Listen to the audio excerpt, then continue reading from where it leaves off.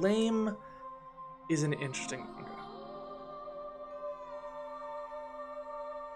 It's created by Tsutomu Nuhai with incredibly detailed splashes, low detail characters, and most importantly, little to no dialogue. The series is set in a sort of cyberpunk or even cyber horror type world, where humans are often either deformed, barely human at all, or struggling and slowly dying off with their weak, unmodified bodies.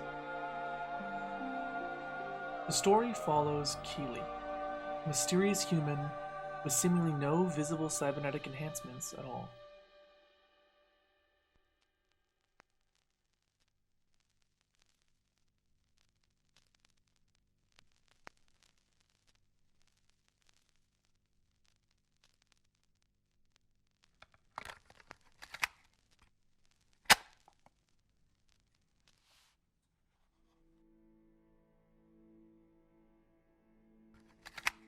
In the beginning, the manga opens in a way that doesn't really explain itself. It uses a sort of in medias res for both the character and the world that it's set in.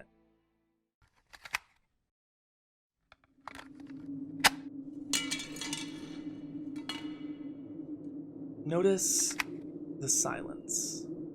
The series' biggest hook is its lack of dialogue. But that isn't to say that dialogue isn't important. It's actually quite the opposite. Moments with speaking are heavy in perceived information. Whenever someone is talking, it's a sign to pay attention. Every word, even when seemingly insignificant, is telling you something vital about the world and the story. And then it stops.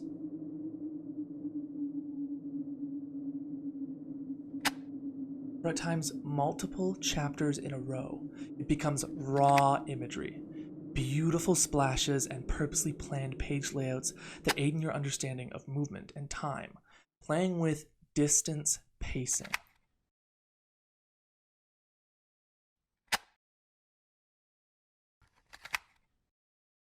With shots that feel very quick and scenes juxtaposed well enough around each other that make you feel as if time is passing quickly and you are only seeing little moments here and there, adding to the mysterious atmosphere of the world. But then immediately these panels are followed by slow and drawn out panels, ones that let you know you need to start paying closer attention, but thoughtlessly, wordlessly. All of this is conveyed instantly. You don't need to think about it. In these moments and panels that make up most of the manga, information is received. It's instantaneous. It makes you feel as though you are a part of this world, wandering it alongside the protagonist.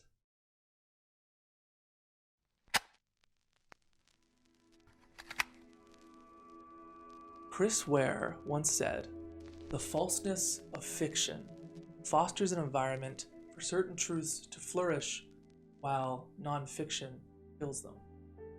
And this couldn't be any more true than for Blame.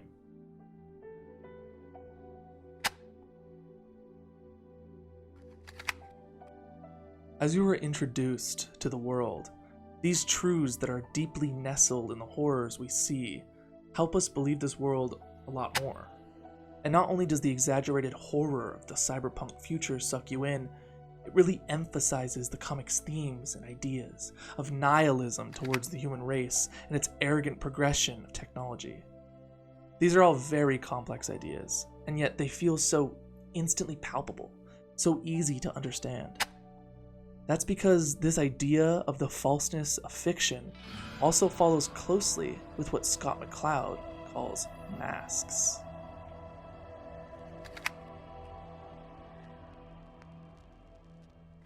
Scott McCloud talks a lot about masks. It's the idea that the less realistic a character is and more iconic they are, the easier it is for readers to identify with them. Using this as a lens, it's easy to see how Blame's perceived and received information is linked to its detailed world in the fluctuating iconography of its main character.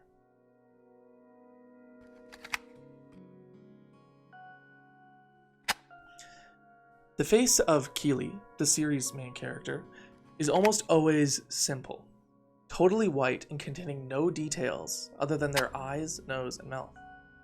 There's even multiple shots where the face isn't even rendered at all. By simplifying the character's face, and while adding impressive detail to everything else, you get a character that is easy to see ourselves in a world that feels instantly familiar, while still being mysterious and alien enough to force us to ask questions that inevitably lead to those conclusions about the world. Because of this, the complex themes that present themselves in the comic feel very easy to digest and understand.